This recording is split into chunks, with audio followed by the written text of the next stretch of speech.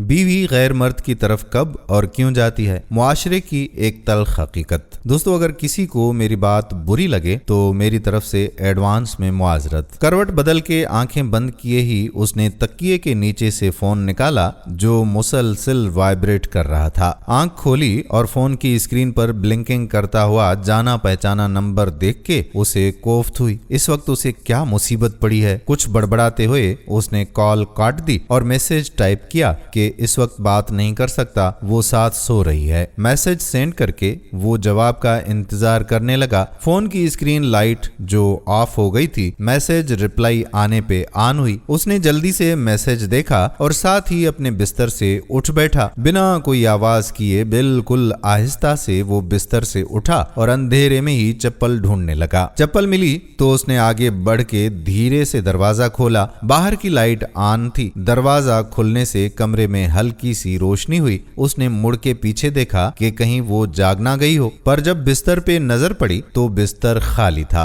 वो सोचने लगा कि ये कहाँ चली गई। उसके दिमाग ने कई सवालों को जन्म दिया। वॉशरूम का दरवाजा भी खुला था। शशोपंज में मुब्तला वो किचन की तरफ गया। वहां की लाइट भी ऑफ थी। अगले 10 मिनट में उसने पूरा घर छान लिया, लेकिन उसका कुछ अता पता ना चला। आवाज दे के पुकारने से इज्तनाब किया कि कहीं साथ वाले कमरे में सोई माँ जी की आंख ना खुल जाए। हैरानी एकदम से परेशानी और गुस्से में बदल गई। उसका फोन दोबारा वाइब्रेट करने लगा। बड़ी बेदिली से कॉल काट के वो इधर उधर देखने लगा और सोचों में गुम हो गया। माँ की बात उसके ख्यालों में गूंजने लगी कि बेटा, आजकल तेरी बीवी के लक्षण मुझे कुछ ठीक नहीं लग रहे। घंटों घंटों कमरे का दरवाजा बंद करके पता नहीं किससे फोन पे लगी रहती है। अभी कुछ दिन पहले ही माँ जी ने अपने शक का इजहार किया था, लेकिन उसने उस बात पर ध्यान ही ना दिया। वो सोचने लगा कहीं वो छत पर ना चली गई हो। दिमाग में सवालों का अंबार लिए वो सीढ़ियां चढ़ने लगा। अभी उसका पांव आखिरी सीढ़ी पे नहीं पड़ा था कि एक सरगोशी सुन के वो वहीं पर रुक गया। वो किसी से बात कर रही थी। कह रही थी कि मैं उसकी बीवी तो बन गई हूँ, लेकिन उसे मुझ में दिलचस्पी नाम की कोई चीज ही नहीं है। हमारे बीच जोर जबरदस्ती का रिश्ता चल रहा है। जब पहली बार मैंने उनके फोन में किसी लड़की के गैर अखलाकी मैसेज पढ़े तो बहुत रोई। दिल किया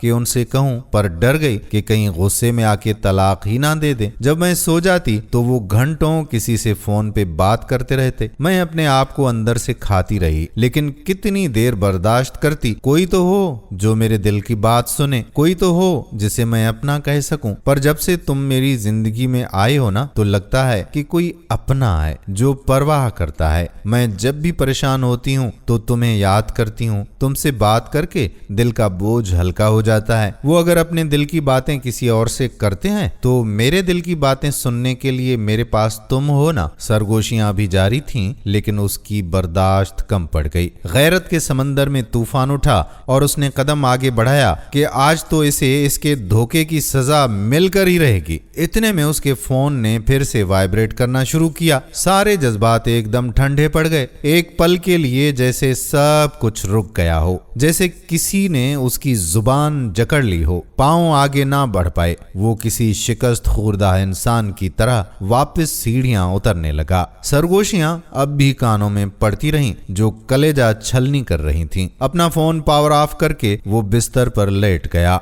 आज तो आरामदह बिस्तर भी उसे कांटे चुभा रहा था। जिस गुनाह का मुर्तकिब वो खुद था, कैसे किसी और को उसी गुनाह की सजा देता। अगर कोई सजावार था तो वो खुद था। कभी कभी हम इस बात से अनजान होते हैं कि हमारी की हुई छोटे से छोटी एक गलती कैसे भयानक तूफान का पेश खैमा बनती है। इसलिए ही तो कहते हैं कि अगर आप चाहते हैं कि आपकी इज्जत महफूज रहे तो दूसरों की इज्जत पर हाथ मत डालिए। अल्लाह से दुआ है कि अल्लाह पाक हमारी सब बहन बेटियों को शर्मो हया वाली जिंदगी गुजारने की तौफीक अता फरमाए। आमीन सुम्मा आमीन या रब्बल आलमीन। दोस्तों, अगर वीडियो पसंद आई हो और इस मुआशरती हकीकत को आप जानते हो तो इस वीडियो को ज्यादा से ज्यादा शेयर कीजिए। आने वाली वीडियो तक अपने मेजबान कादिर बख्श कल्होड़ो को इजाजत दीजिए। अल्लाह हाफिज।